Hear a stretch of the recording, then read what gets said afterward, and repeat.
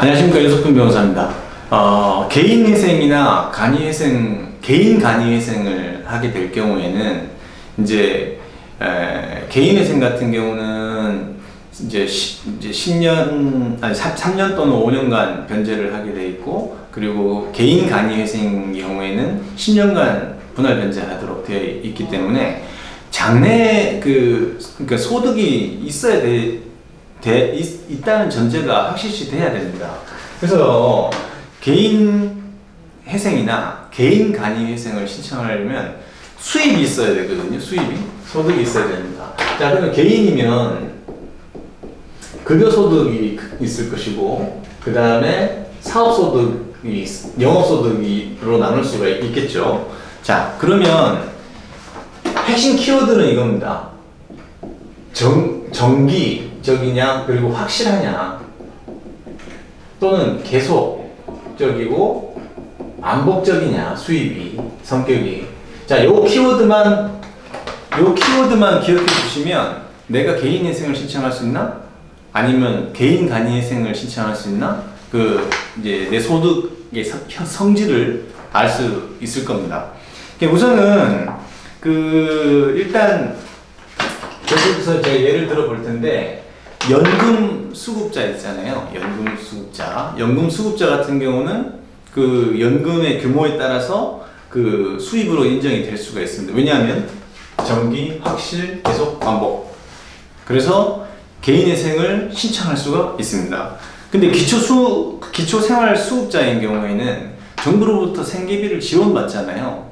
그러면 그렇지 않아도 이제 본인 스스로도 생계 유지가 안 되거나, 또는 뭐 가족들까지 부양하는 것이 국가의 도움을 받는 사람인 경우에는 아무래도 개인회생에서 말하는 이런 수입이라고 볼 수는 없습니다. 그래서 개인회생을 신청하기에는 대부분 기초수급 받아가지고 생계비를 제외한 변제금이 남는 경우가 현실적으로 거의 없다고 보시면 됩니다.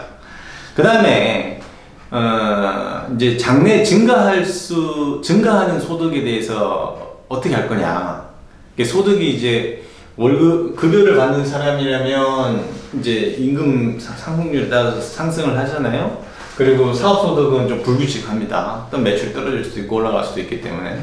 근데 실무적으로는 물가 상승률하고, 그 다음에 급여 소득 상승률하고 상쇄된다고 보기 때문에 장래 소득이 뭐 특별하게 너무 커지거나 이런 게 아닌 이상은 그 부분은 장래 소득에 대해서는 개인회생이나 간이회생에는 거의 물가 상승과 상쇄된다고 보고 고려하지 않는 것으로 하고 있습니다. 그 다음에 법인 택시 운전사는,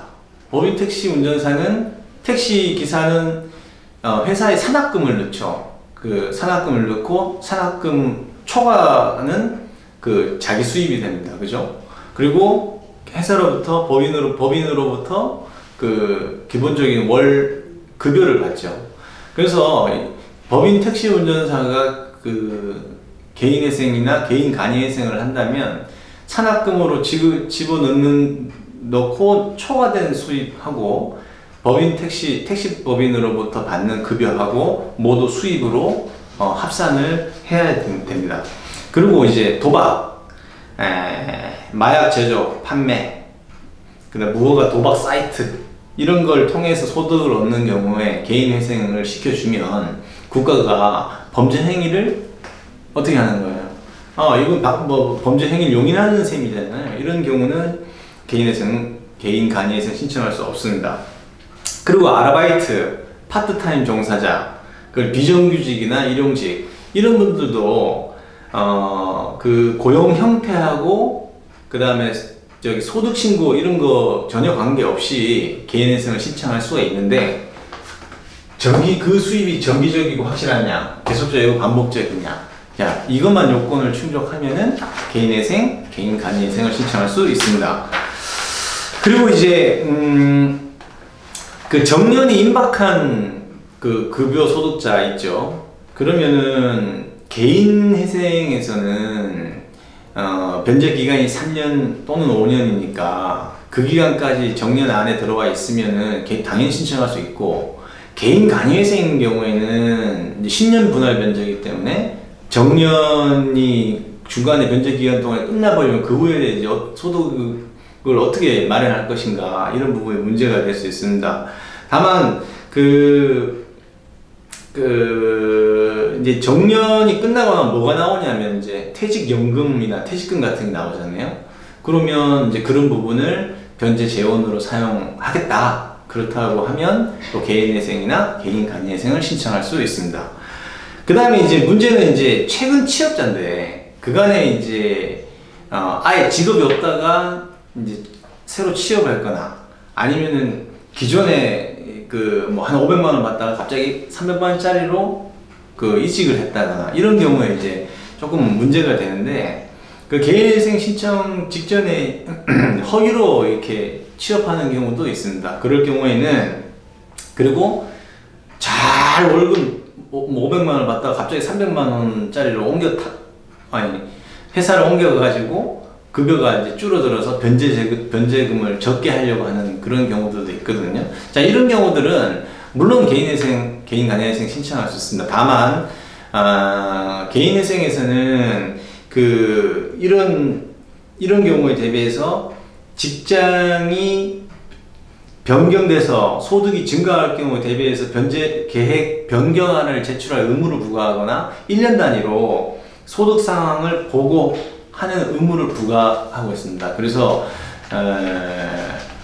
잘 다니고 있는 직장을 더 많은 급여를 주는데 옮기는 거야 문제가 되지 않겠지만은, 잘 다니는 직장을 그만두고 이제 개인회생, 간이회생 신청 전에 낮은 소득으로 전직을 한다거나 이직을 한다거나, 그리고 최근에 취업했다거나 이럴 때는 여러 가지